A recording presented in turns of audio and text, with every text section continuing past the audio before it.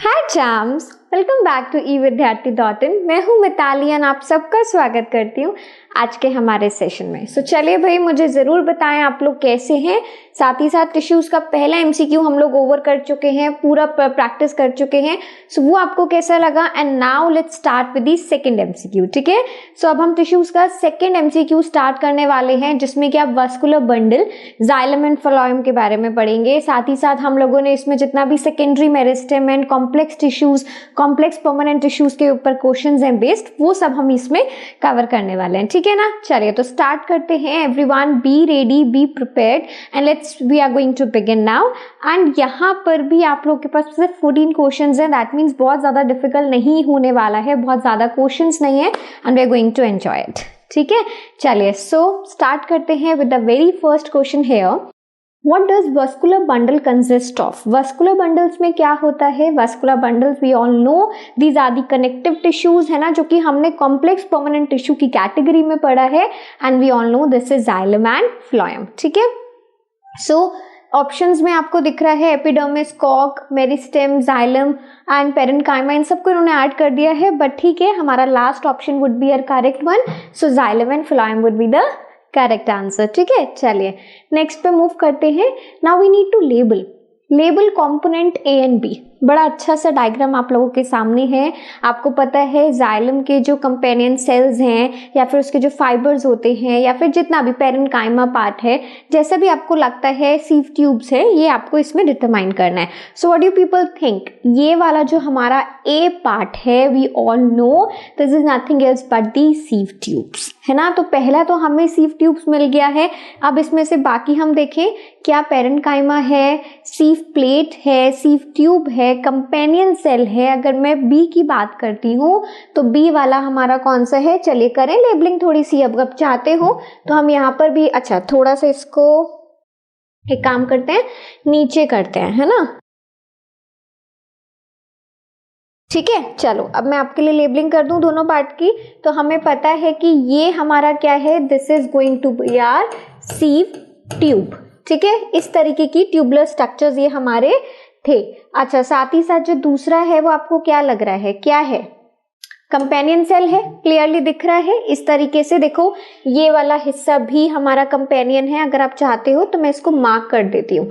ठीक है, ये जो B है हमारा, ये क्या है? कंपेनियन सेल्स हैं।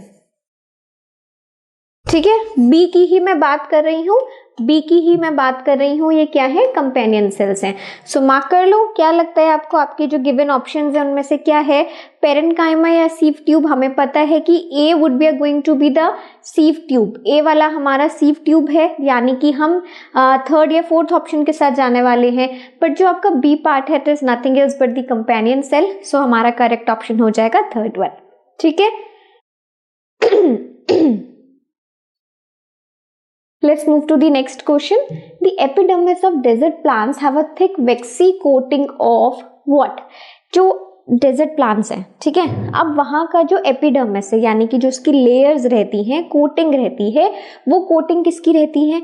And why it is important कि वहां की जो कोटिंग हो वो थोड़ी सी थिक हो, है ना, बिकॉज पानी को हम बाहर आने जाने नहीं दे सकते हैं। Loss of water is very critical there, है ना। तो उसका क्या है, क्या होता है? Cutin. Cutin is that epidermis का लेयर जो कि डेजर्ट प्लांट्स के अंदर पाया जाता है। ठीक है, चलिए अब हमने ऑलरेडी ये सारी चीजें अपने पूरे चैप्टर में एक एक पॉइंट्स के साथ पढ़ तो रखी है ना। तो मैं यहाँ पर जो भी हम लोगों ने लर्न किया है, सीखा है, उसको ज्यादा एक्सप्लेनेशन इसमें रिक्वायर्ड है नहीं, तो मैं उसको बस आपके लिए मार्क कर रही हूँ। ठीक है, चलो। विच of the following protective tissues absent in young stem of a plant? अगर किसी भी प्लांट का यंग स्टेम है, यानी कि अभी वो नया नया है ना, थोड़ा यंग है, दैट मीन्स कि जो उसका पूरा प्लांट है, जो उसकी लीव्स हैं, they are not getting mature. ठीक है ना, तो इसमें एक डिफरेंस है। तो आपको क्या लगता है कि प्रोटेक्टिव टिश्यू वहां पे कौन सा था? Is it cuticle, cork, parenchyma या फिर एपिडर्मिस? देखो मैं आपको बता देती हूँ हमने अपने चैप्टर में किस तरीके से इस पार्ट को पढ़ा है। अगर आप लोगों को याद हो तो हमने पढ़ा था कि देखिए जब भी आपका एपिडर्मिस या फिर आपका जो प्लांट है वो थोड़ा ओल्ड होगा, है ना, तो आपका जो एपिडर्मिस है वो कितना सेकेंडरी मेरिस्टेम के थ्रू रिप्लेस होगा। वहां पर एक लेयर फॉर्म होती है that consist of cork, right. तो यहाँ पर जो आपका सही होगा क्या है, protective tissue which is absent, जो कि यंग प्लांट्स में एब्सेंट होता है। यंग प्लांट्स में एब्सेंट क्यों होता है, क्योंकि कि वो तब आता है प्लांट में जब आपका प्लांट थोड़ा सा मैच्योर हो जाता है, ओल्ड हो जाता है, ठीक है। So cork would be the right answer. चलिए इसी के साथ आगे बढ़ते हैं। Suberin is impervious to, suberin एक सब्सटेंस है, एक कंपोनेंट है ना, बिल्कुल रिलेटेड क्वेश्चन है। ऐसा समझ लो कि जो 3 क्वेश्चन अभी हमने करे हैं ये एक ही पैराग्राफ में से, जिसमें कि आपको मैच्योर प्लांट्स के बारे में, that consist of secondary meristem also, जिसमें कि कॉर्क डेवलप हो जाता है, उसके अंदर एक सब्सटेंस होता है विच इज सुबेरिन, उसको जब हम पढ़ते हैं तो ये तीनों क्वेश्चन उसमें से लिए गए हैं, ठीक है। अब now this is impervious to, impervious का मतलब है कि ये अलाउ नहीं करता है, क्या अलाउ नहीं करता है, वेस्ट और गैसेस को, ओनली गैसेस, ओनली वाटर, या फिर both water and gases. Obviously ये वाटर एंड गैसेस को के लिए इम्पर्वियस होता है, यानी कि उसको अलाउ नहीं करता है, ठीक है, क्लियर है। चलिए आगे बढ़ते हैं। The kidney shaped cell surrounding stomata, now we have kidney shaped cells, जो कि आप लोगों ने देखा होगा, और नॉट कि ये पहली बार आप लोग स्टोमेटा के बारे में पढ़ रहे हैं। इससे पहले जब भी हमने फोटोसिंथेसिस के प्रोसेस को समझा है स्टार्टिंग फ्रॉम क्लास 6th, है ना, तब भी हम देखते हैं कि किस तरीके से स्टोमेटा की ओपनिंग्स क्लोज होती हैं, बंद होती, खुलती हैं। सो वो किसके जरिए होता है, we all know that the correct answer is going to be the guard cells. तो क्या होगा भाई, क्लोरेनकाइमा, किडनी, आर्क और the guard cells. So we know guard cells would be the right answer, ठीक है ना। चलिए इजी है, काफी इजी पीजी मुझे तो लग रहा है, ये वाला काफी अच्छा है। इसी की तरह देखो नेक्स्ट जो भी होगा, बिकॉज एनिमल टिश्यूज पे ही हमारा एक एमसीक्यू रह गया है। सो आई फाउंड कि ये चैप्टर में आपको थोड़ा लर्निंग पार्ट ज्यादा है ना। And the best part about this chapter कि आपको जो भी लर्न करना है वो बहुत ज़्यादा ऐसा तो है नहीं कि हमें उसमें दिमाग लगाना है, बट जितना भी नेमिंग होता है, टर्मिनोलॉजी होती है कि आप कॉलन कायमा पढ़ रहे हैं, आप पेरेंट कायमा पढ़ रहे हैं, या फिर आप जाइलम के फंक्शंस पढ़ रहे हैं, फिलोएम के फंक्शंस पढ़ रहे हैं, जस्ट राइट इट डाउन, है ना, उसको कहीं पे पॉइंट्स लगा के बना के लिख लो। तो ये एमसीक्यू हो या फिर कोई भी क्वेश्चन जो आपके एग्जाम में आने वाला हो, कुछ भी मुश्किल नहीं लगेगा, दैट्स अ गारंटी, ठीक है। चलिए, so which of the following phloem element is supportive in function.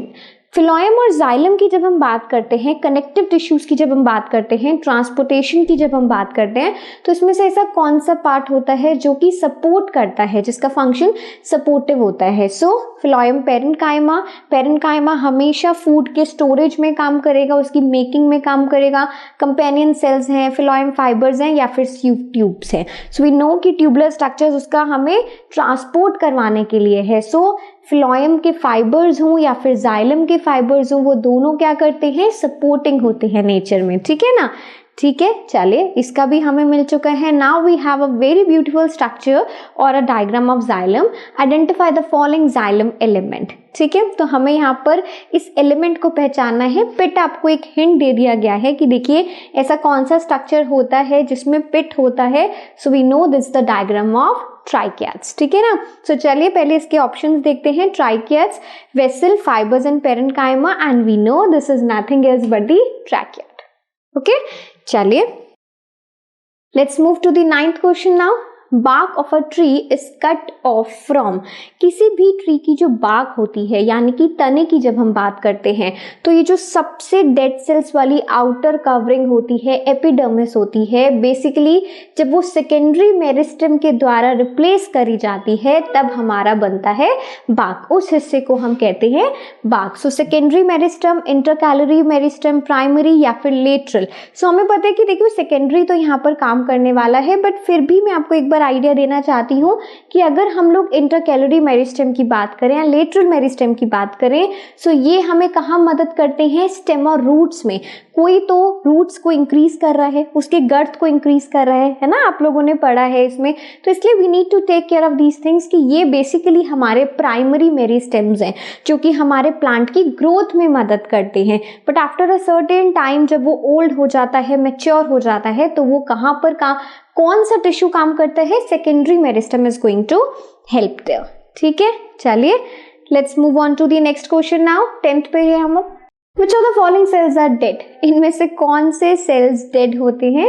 Companion cells, parenchyma, sieve tubes या फिर जाइलम वेसल सेल्स। जनरली अगर आप देखोगे तो आपका जो ट्रैकियाड है या फिर जो वेसल सेल्स हैं जाइलम के, दे आर ऑलमोस्ट डेड, है ना। बहुत ही कम हिस्सा होता है जो कि लिविंग पार्ट होता है, अदरवाइज वो सारा हिस्सा जनरली डेड होता है। ठीक है ना, ठीक है, तो हमारा ये भी हो गया है।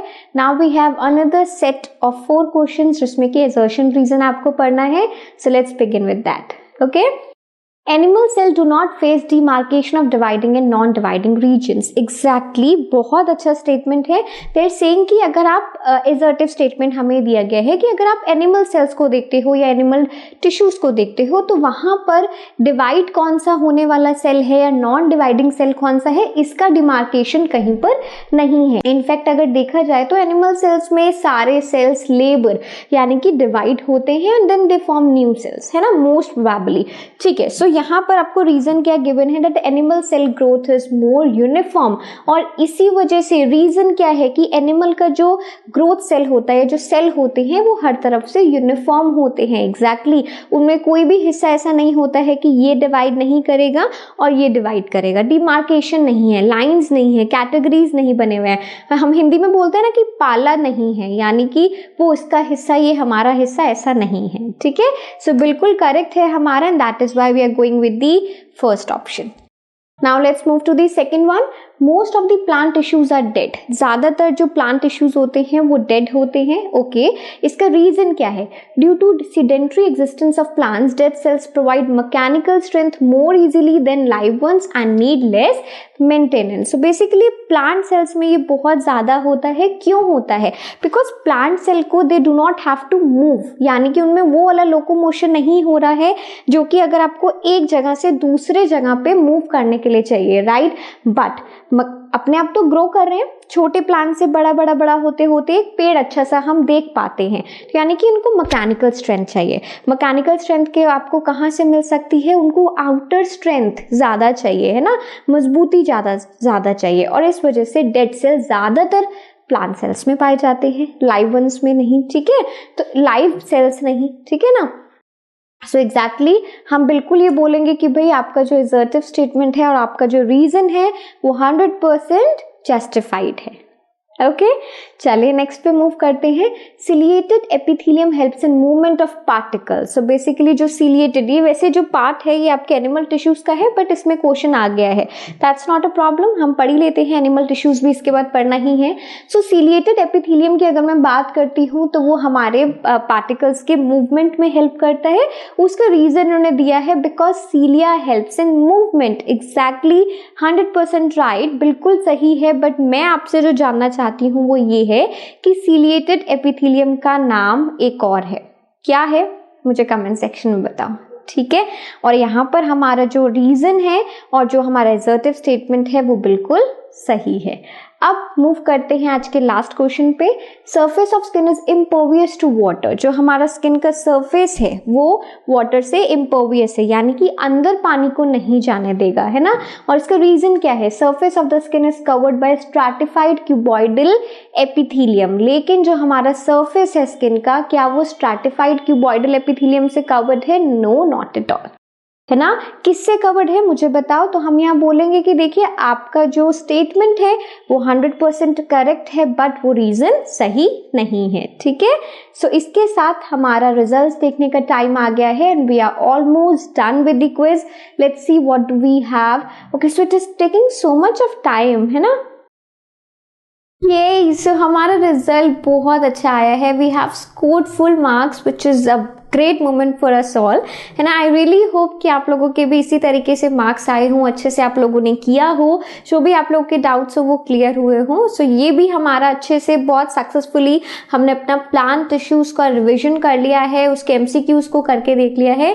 Now it's time to move to the animal tissues. तो चलिए मूव करते हैं अपने नेक्स्ट MCQ के साथ। तब तक के लिए keep learning everyone. Take care. Bye bye.